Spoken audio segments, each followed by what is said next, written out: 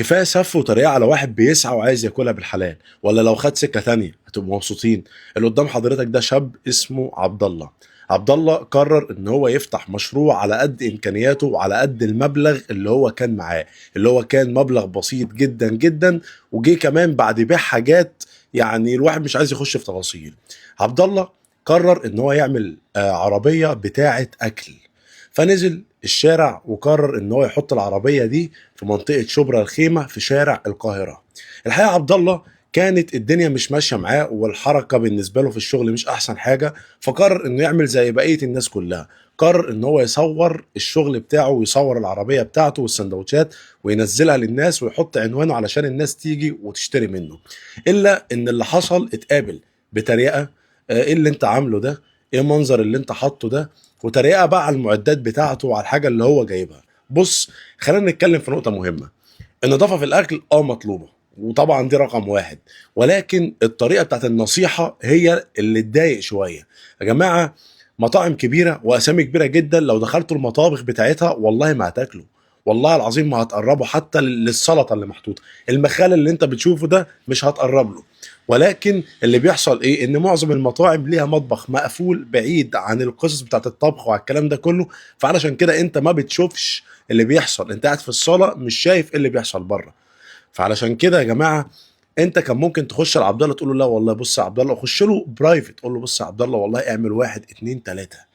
والله يا عبد الله، انت ممكن مثلا الحته اللي حوالين الطاسه تحط تحتها مثلا حاجه معينه بحيث ان الشكل يكون احسن وكده. دي طريقه ممكن تقولها له. لكن الطريقه اللي داخلين بيها على الراجل لدرجه ان انا شفت له حاجات هو عايز خلاص يقفل. طيب نفترض عبد الله دلوقتي قفل العربيه اللي هو شغال عليها، هيشتغل ايه؟ يعني انا سؤال بساله لك عادي، يعني الكلام ده بوجهه للناس اللي دخلت تتريق عليه. هيشتغل ايه؟ انت شايف ان هو عنده فرصة تانية او حاجة تانية وما عملهاش؟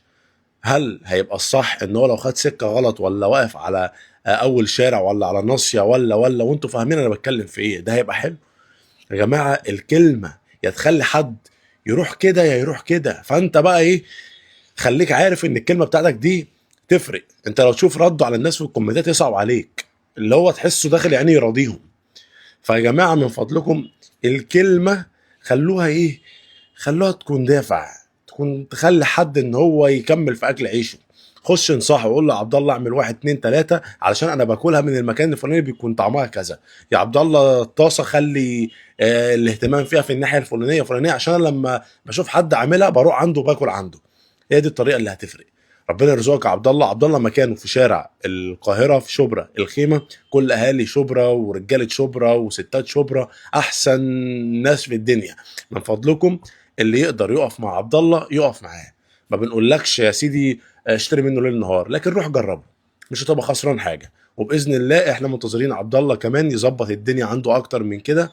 احنا واثقين فيك يا عبد الله انك باذن الله هتقدم حاجه كويسه، وانت تستاهل الخير ده، لان شكلك من الناس المحترمه جدا وواضح جدا. وعلى فكره اتفاجئت ان صوته حلو جدا، يعني فسبحان الله. يعني ربنا يديك الخير يا عبد الله ويرزقك الرزق الحلال.